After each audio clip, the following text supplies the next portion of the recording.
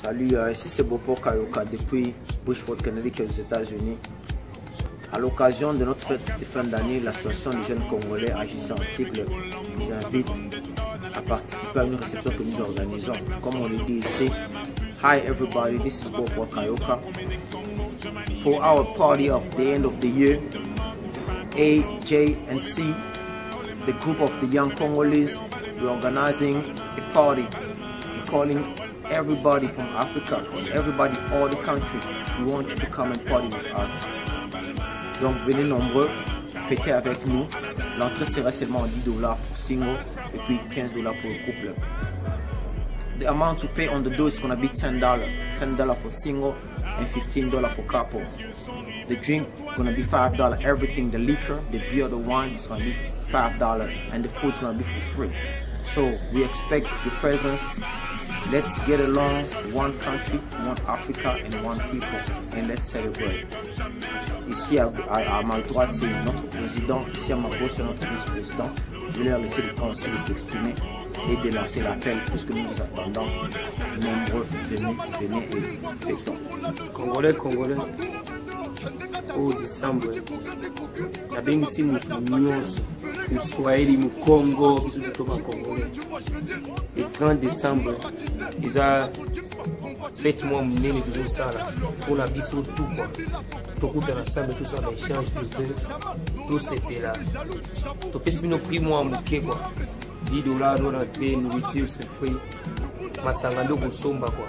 Mais boya epelé.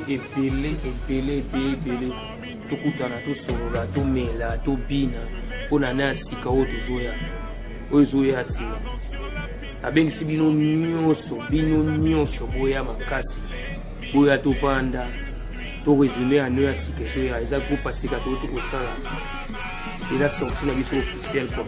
Donc na kosepela tona mona nyonso ya tovanda na Boston, Washington DC, New Jersey, New York City ngamoko tumona New York ngayo.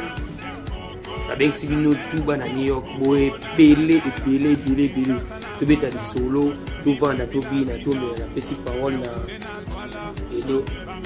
Donc je pense que dans 2 semaines, le 30 décembre, donc Boyato Sepela, to solo là, les associations ba jeunes basali, boya yo ka baide na biso ezani nezaka robina te komelate, boya yo ka baide na biso soki vraiment ezani. Bon, to zalawana gratuit. Entrée à $10, couple c'est $15.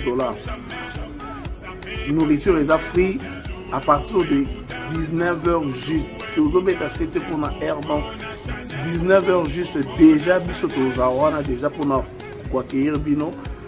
Donc boye belé et que ça vraiment anemoko auto kota on esengo ba pasteur ba rozala ba homme de Dieu ba rozala ba présent communauté congolaise à rozala donc ba grand frère ba petit frère. Pour célébrer les 30, c'est dans 2 semaines, donc 2 week-ends, tout le monde en a biso on a New York, Massachusetts, et puis Jersey, biso on a surtout tous on a Boston qui est une adresse c'est ça la Sonia, biso tout ya wana na Sonia. Oui, dans cette vidéo tu retiens adresse, tu na heure. You guys gonna have the address and everything where we're gonna post this video. I know my English may not be very good, but this is for my Ghanaian people, my Nigerian people, my Zambian people, my South African people. We're expecting you. Everybody gonna enjoy. Your music's gonna be there. I'll make sure everybody enjoy. We got a special DJ from New York, DJ Biram, gonna take care of the business. So we're expecting you guys, and we want you guys to be there. One country, like I say, and one Africa.